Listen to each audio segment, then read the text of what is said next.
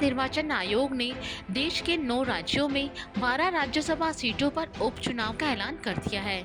इन 9 राज्यों में राजस्थान भी शामिल है, जहां राज्यसभा की एक सीट पर उपचुनाव होना है। इसके अलावा असम, बिहार और महाराष्ट्र की 2-2 सीटों के साथ ही हरियाणा, मध्य प्रदेश, त्रिपुरा, तेलंगाना और उड़ीसा की एक-एक राज्यसभा सीट पर उपचुनाव होने हैं।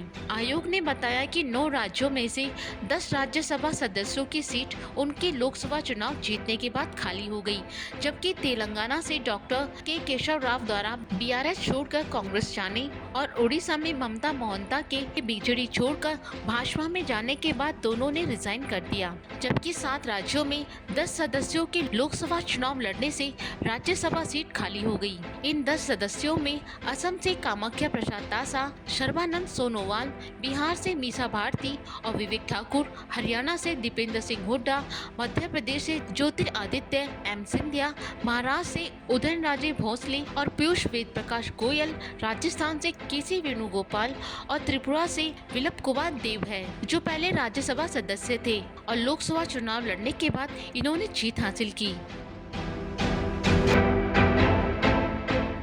चुनाव आयोग के नोटिफिकेशन के मुताबिक चुनाव के लिए 14 अगस्त को अधिसूचना के साथ नामांकन दाखिल करना शुरू होगा और नामांकन वापसी की आखिरी तारीख 27 अगस्त को होगी।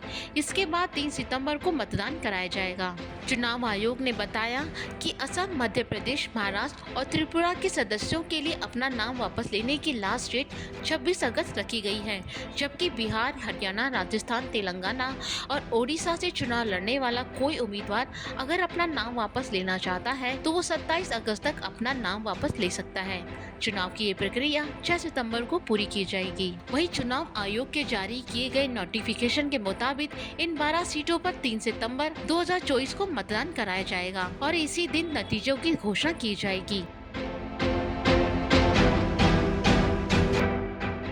राजस्थान की एक सीट पर राज्यसभा उपचुनाव होगा। ये सीट कांग्रेस के राष्ट्रीय संगठन महामंत्री केसी वेणुगोपाल की है, जो पहले राजस्थान से राज्यसभा सांसद थे, लेकिन हाल ही में हुए लोकसभा चुनाव के दौरान केसी वेणुगोपाल चुनाव मैदान में उतरे थे, जिसमें उन्होंने केरल की अलुप्पझा लोकसभा सीट से चुनाव लड़ा था और उसमें जीत हासिल की थी। इसके बाद उन्होंने राज्यसभा सदन से इस्तीफा दे दिया। इस वजह से राजस्थान कोटे से राज्यसभा में एक सीट खाली हो गई।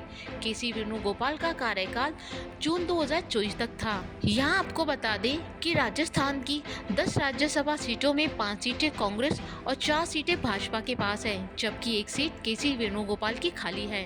राजस्थान में कांग्रेस की ओर से सोनिया गांधी, रणदीप सिंह सुरजेवाला, प्रमोद तिवारी, नीरज डांगी और मुकुल वासनिक वर्तमान में राज्यसभा सांसद है, जबकि भाजपा से राजेंद्र गहलोत, मदन राठौड़, चुन्नीलाल गरासिया और घनश्याम तिवारी राज्यसभा सांसद हैं। अब यहाँ देखने वाली बात होगी कि 9 राज्यों में 12 राज्यसभा सीटों पर होने वाले इन उपचुनाव में कौन सी सीट किस पार्टी के खाते में जाती है।